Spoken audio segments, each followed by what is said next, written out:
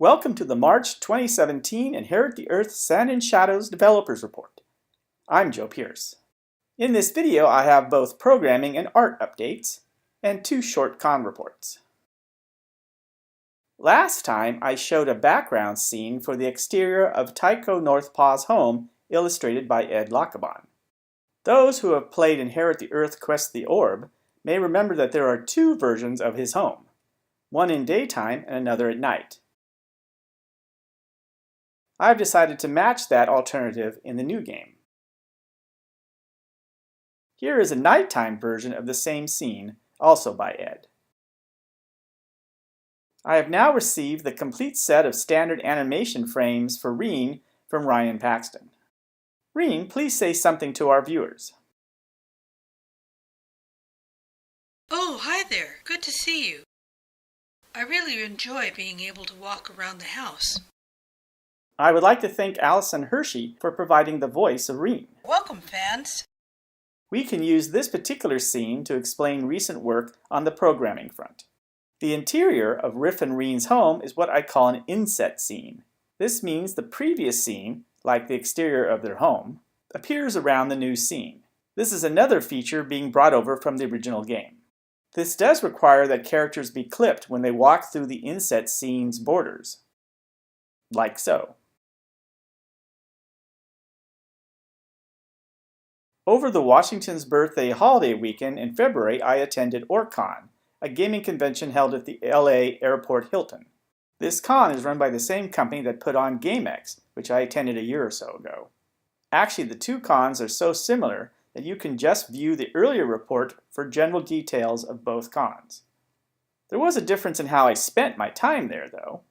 I used the con to play test some tabletop game ideas, including a card game inspired by Inherit the Earth. Here is an image showing the starting point of the game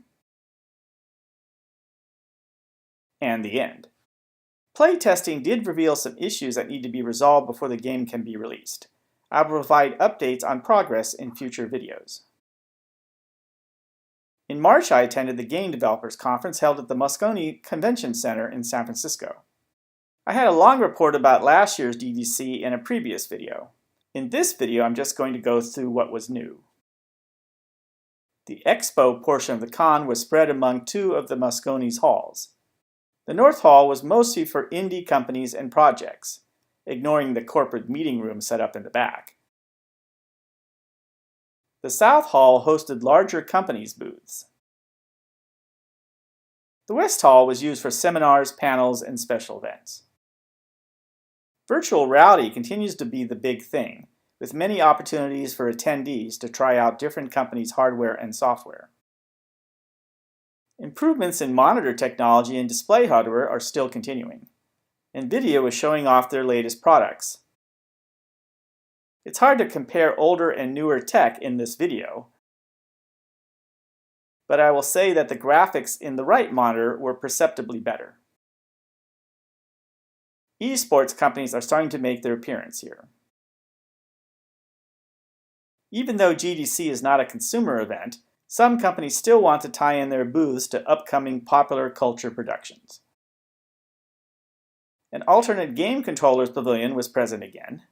Demonstrated was such things as wearable cushions used to bounce into others, and on the right, a cardboard box that controls a spaceship, something I'm sure Calvin would love.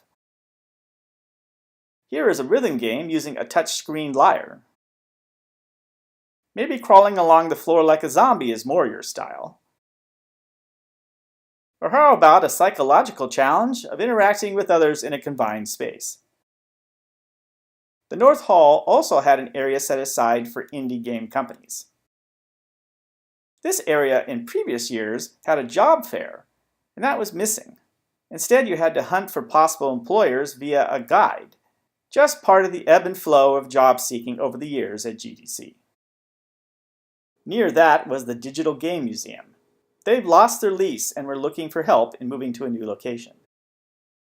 Yes, that is in fact a Virtual Boy, Nintendo's VR hardware from 1995. That's right, VR from 22 years ago. And once again, all the finalists of the Independent Games Festival were given little booths to display their titles.